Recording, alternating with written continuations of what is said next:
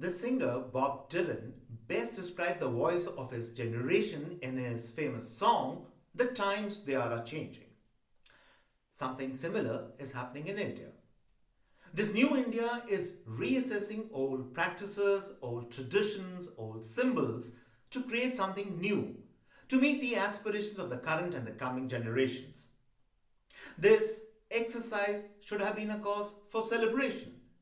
Instead, it has become a flashpoint for unseemly political wrangling, finger pointing, and polarization of opinion.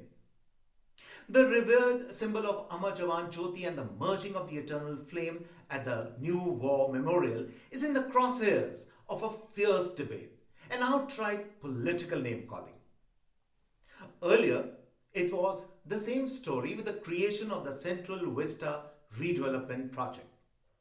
The question, therefore, to be asked is that why are some people so ferociously opposing this change? What are the vested interests at play here? Hi, and welcome all to the CAA show. CAA, as all of you know, is Conversations and Analysis, and my name is Juggi Bhasin.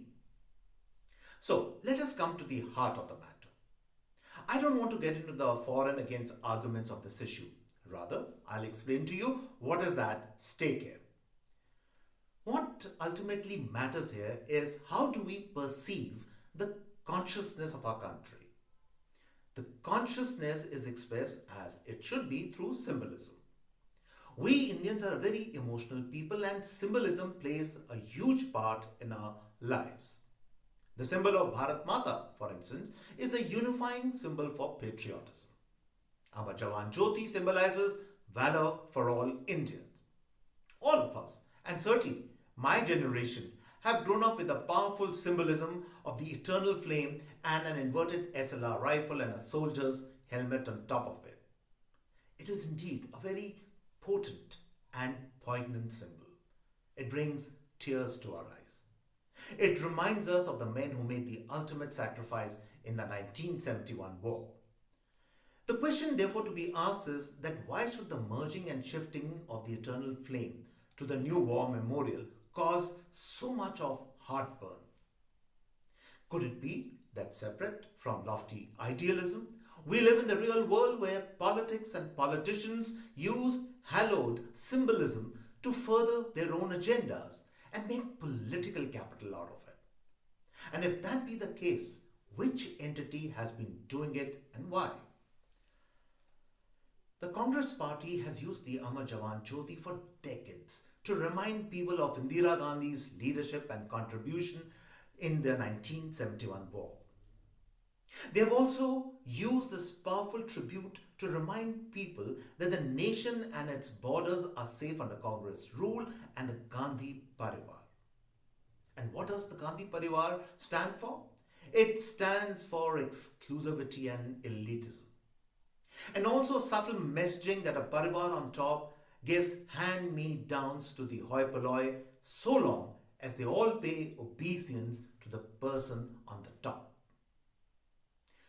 Notice also that the facade that houses the Amar Jawan Jyoti is a replica of the Arch de Triomphe in France.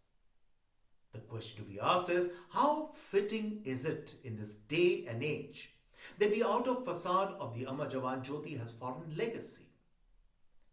Foreign legacy and foreign roots are interwoven in the DNA of the Congress party.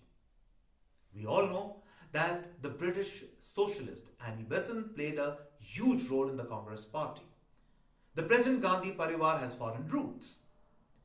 And one cannot shake off the impression that they wish to convey through symbolism and tributes from the past that a foreigner knows best how Indians should run their lives. Therefore, the preservation of Lutyens' Delhi, an elite space housing symbolism, monuments, parks, memorials, and public spaces reminding people of the glory days of some Congress leaders, is a priority of the Congress party.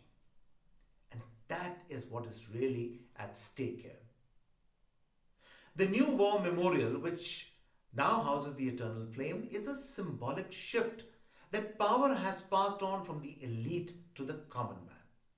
from English speaking power elites to the vernacular and the Hindiwala.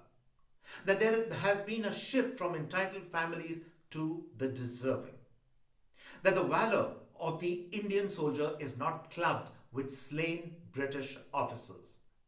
That we celebrate India and Indians in a memorial made by and for Indians. It is like the passing of an age and the rediscovery of what it means to be an Indian. Notice also that by merging and transportation of the eternal flame at the War Memorial, we still honor the brave of the 1971 war. And they have, if you ask me, they have in a sense been freed of the arch of foreign elitism. This assertion of what it means to be an Indian is troubling the Lutyens elite. The assertion of the War Memorial also streamlines the valor of our armed forces. No doubt, the 1971 war was our greatest military triumph. But the contribution of our soldiers in all other conflicts, and even in the present day counter-insurgency operations, is no less. The Amar Jawan Jyoti was, of course, as all of you know, focused on the 1971 war. The truth of the matter today is that short, sharp conflicts and counter-insurgency operations are the order of the day. And the possibility of a long-stretched war like in 1971 is, I would say, fairly limited. Which means, keeping in mind this new reality of our times, we must honor our soldiers and use symbolism that is contemporary, relevant, and identifiable with the masses. The War Memorial fits that bill. There is a reason why successive Congress governments denied a war memorial to the country. In the past, symbolism served the will and interests of the elite. Not so now. The people will have their say, and the times indeed are changing.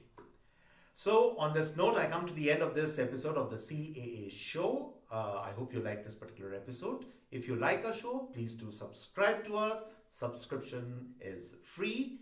And on this note, it's goodbye and cheers from my end.